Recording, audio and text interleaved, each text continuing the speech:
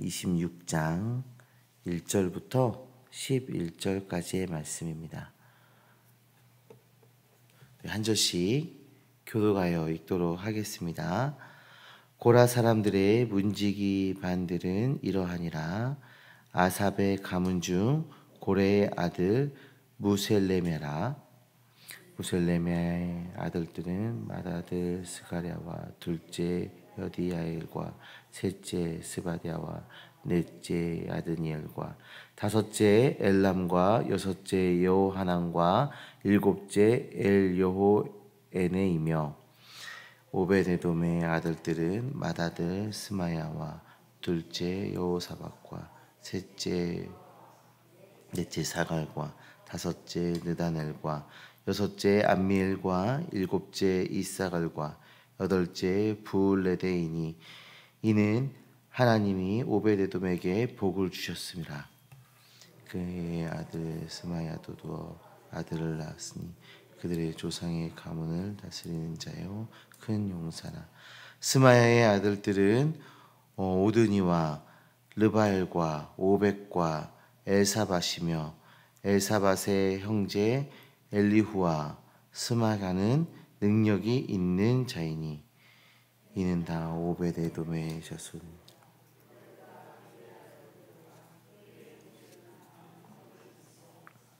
그 직무를 하는 자니 오베데돔에게서 난 자가 62명. 또 무셀레메의 아들과 형제 18명은 능력이 있는 자라.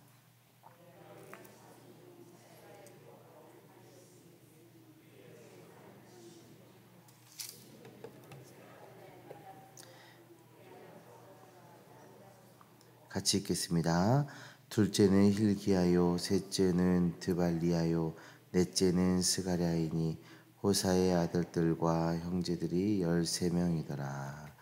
아멘. 살아계신 하나님의 말씀입니다.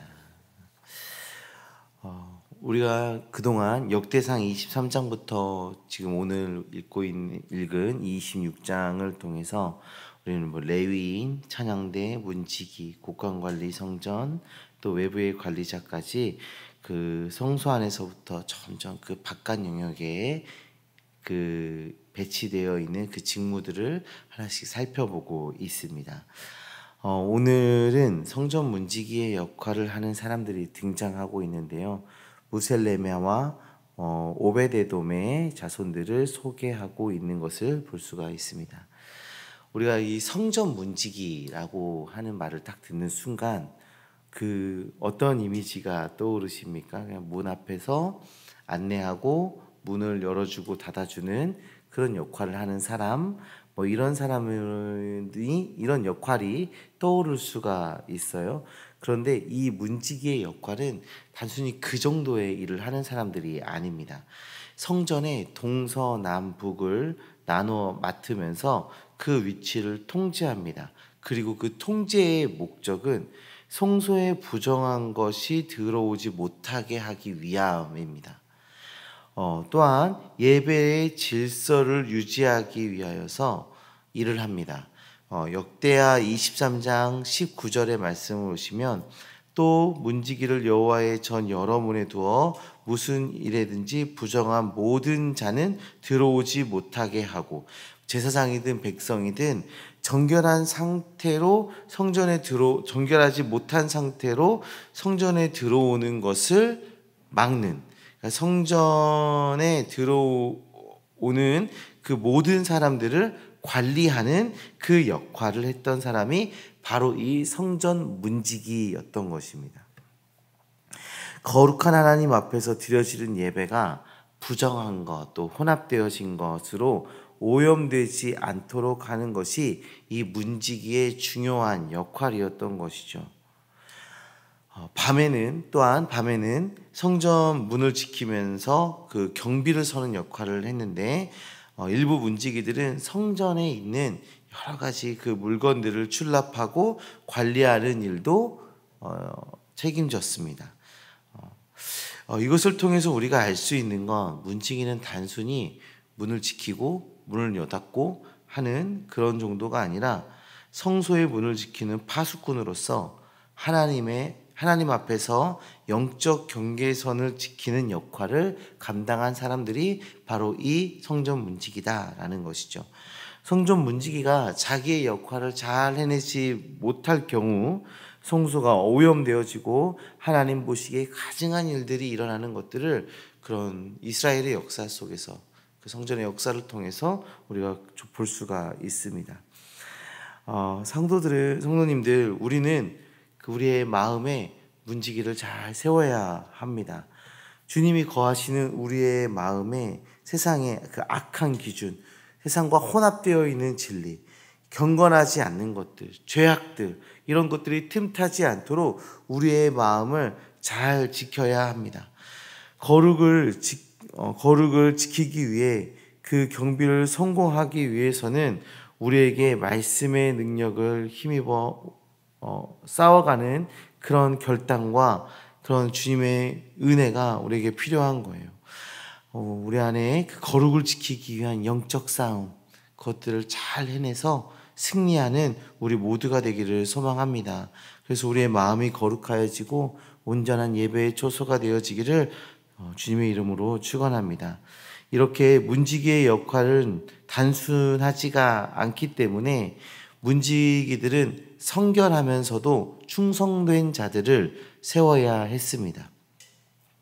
오늘 본문에도 오베데돔이라는 사람이 등장을 하고 그 오베데돔의 자손들이 문지기의 역할을 감당하는 모습이 드러나고 있는데, 이 오베데돔의 가문은 가장 많은 인원이 성전에서 문지기의 사명을 다 했던 것을 볼 수가 있습니다.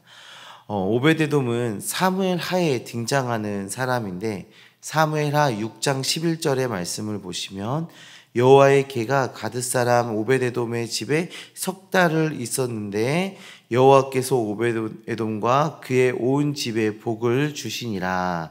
아멘. 다윗이 언약궤를 예루살렘으로 옮길 때 우사가 죽는 사건이 발생이 됩니다. 그래서 이 언약궤를 오베데돔의 집에 3개월 동안 임시로 보관하게 되는데, 사실 우사의 죽음을 보면서 오베데돔은 두려운 마음이 있을 수도 있고 그것을 거부할 수도 있고 피하거나 숨어버릴 수도 있었습니다. 그리고 그런데 그렇게 행동하지 않고 하나님의 언약궤를 자기 집에 모셨습니다. 이것은 하나님의 그 거룩함을 경외하며 또 하나님을 환영하는 마음을 이 오베데돔이 가졌다라는 것을 볼 수가 있지요.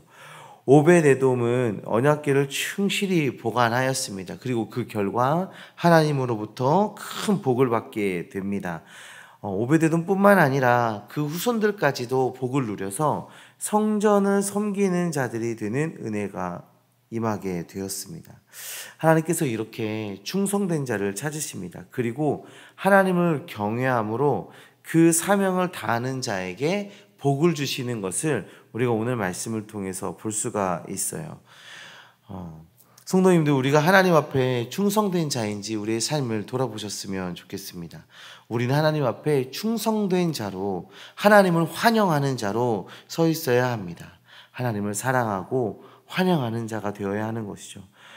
그렇게 하나님을 경외하고 환영하는 마음은 하나님께서 기뻐 받으시는 마음입니다.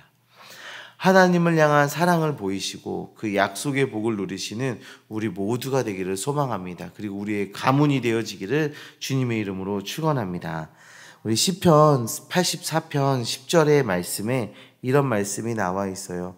주의 궁전에서의 한 날이 다른 곳에서의 첫날보다 나은즉 악인의 장막에 사는 것보다 내가 하나님의 성전 문지기로 있는 것이 좋사오니.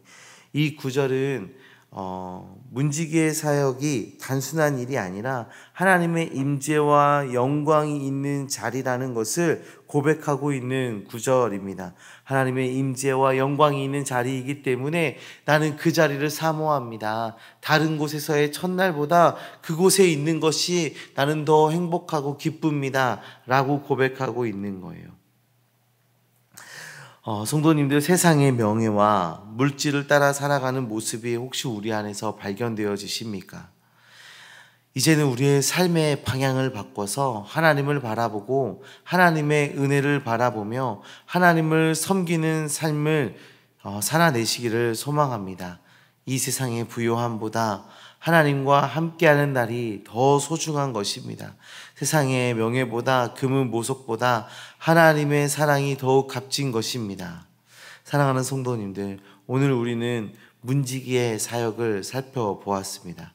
문지기는 성전의 입구에서 성소의 거룩함이 훼손되지 않도록 지키는 사역을 했습니다. 또한 그 귀한 일에는 충성된 하나님의 자녀를 세우시는 것을 보았습니다. 그리고 세상의 것보다 그 사명이 더 귀한 것임을 우리가 오늘 말씀을 통해서 나누었습니다.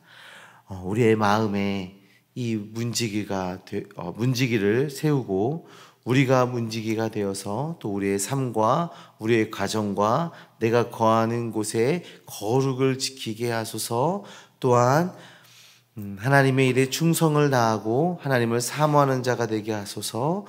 또 세상의 것보다 하나님을 따르는 일을 세상의 것보다 하나님을 따르는 것을 더욱 기뻐하는 우리 되게 하여 주시옵소서. 우리가 말씀 기억하시며 함께 기도하는 시간 갖도록 하겠습니다.